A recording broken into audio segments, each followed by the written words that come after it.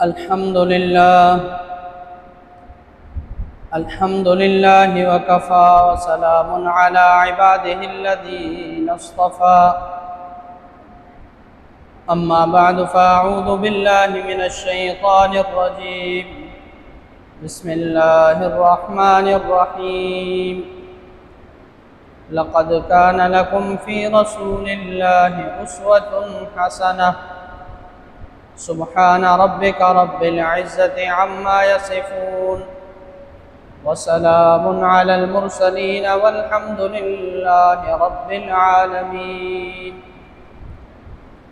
اللهم صل على سيدنا ومولانا محمد وعلى آل سيدنا ومولانا محمد وبارك وسلم اللهم صل على سيدنا ومولانا محمد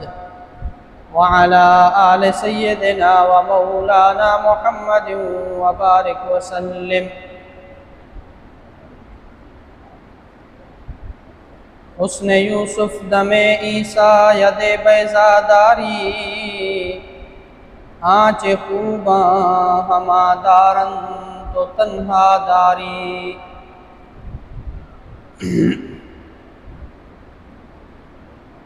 سامعین ذی وقار،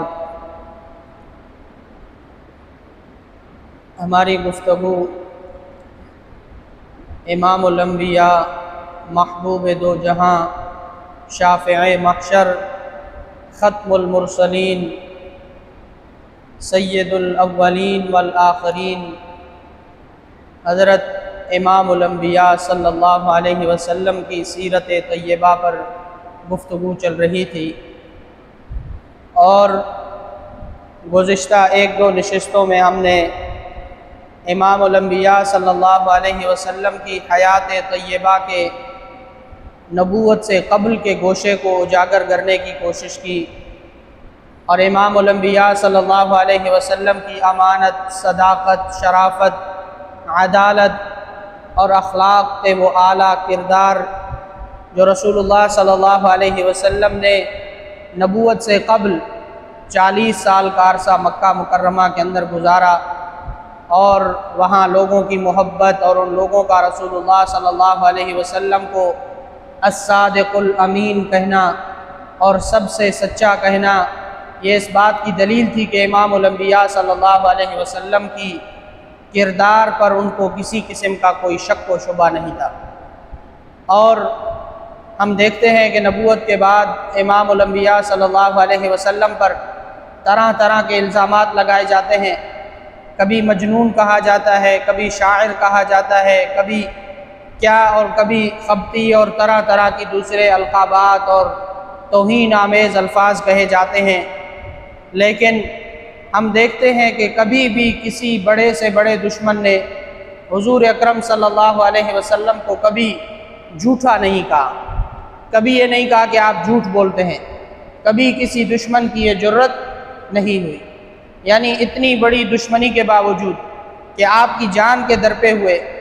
آپ کو نعوذ باللہ قتل کرنے کے منصوبے بنائے گئے، آپ پر اجڑیاں ڈالی گئیں، آپ کے صحابہ کو تکلیف دی گئی، آپ کو مجنون اور شاعر کہا گیا، لیکن امام الانبیاء صلی اللہ علیہ وسلم کو کبھی کسی دشمن نے جھوٹا نہیں کہا، کیونکہ ان کو پتہ تھا کہ رسول اللہ صلی اللہ علیہ وسلم سے زیادہ سچ بولنے والا آج تک کسی ماں نے جنا ہی نہیں، اور نہ قیامت تک اس جیسا سچا پیدا ہو سکتا ہے۔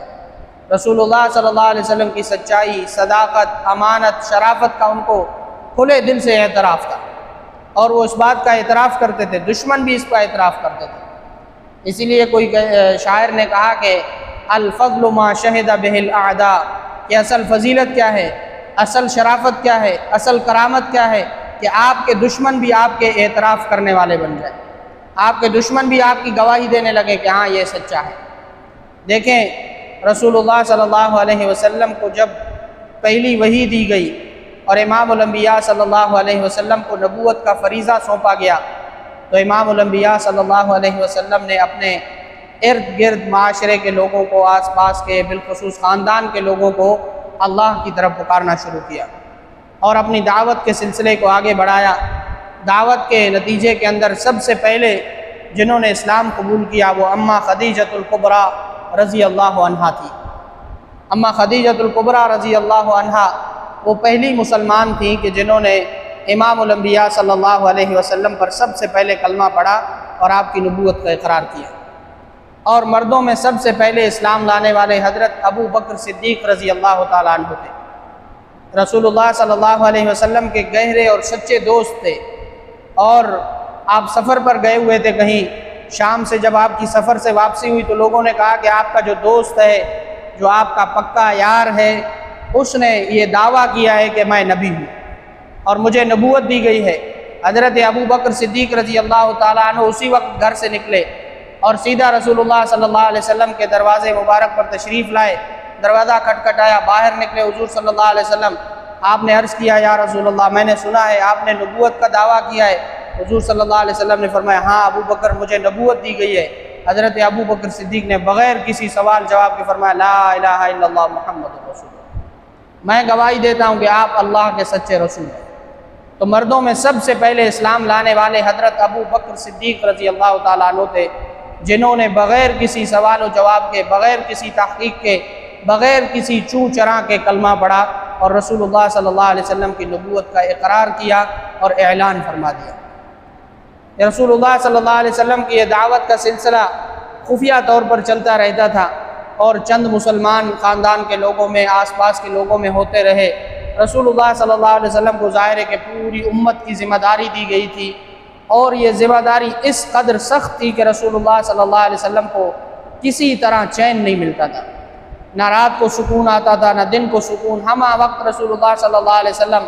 پریشان اور اس کیفیت کے اندر رہتے تھے کہ کس طرح وہ اس اتنی بڑی ذمہ داری سے عہدہ برآں ہو سکیں گے۔ آپ صلی اللہ علیہ وسلم نے ایک دن صفا کی پہاڑی پر آپ صلی اللہ علیہ وسلم چڑھ گئے، زوال کا وقت ہے، اور آواز لگانا شروع کیا یا معشر قریش، یا عبد مناف، تمام قبائل کے لوگوں کو بلایا، پکارا، سارے کے سارے لوگ آ کر جمع ہوئے، صفا کی پہاڑی پر جمع ہیں، تمام قریش کے قبائل ہیں، آپ کے خاندان کے لوگ ہیں۔ رسول اللہ صلی اللہ علیہ وسلم نے فرمایا میری ایک بات سنو، میں ایک بات کہنے والا ہوں، لیکن اس سے پہلے تم لوگوں سے ایک سوال پوچھتا ہوں۔ انہوں نے عرض کیا یا رسول اللہ آپ کیا سوال پوچھتے ہیں؟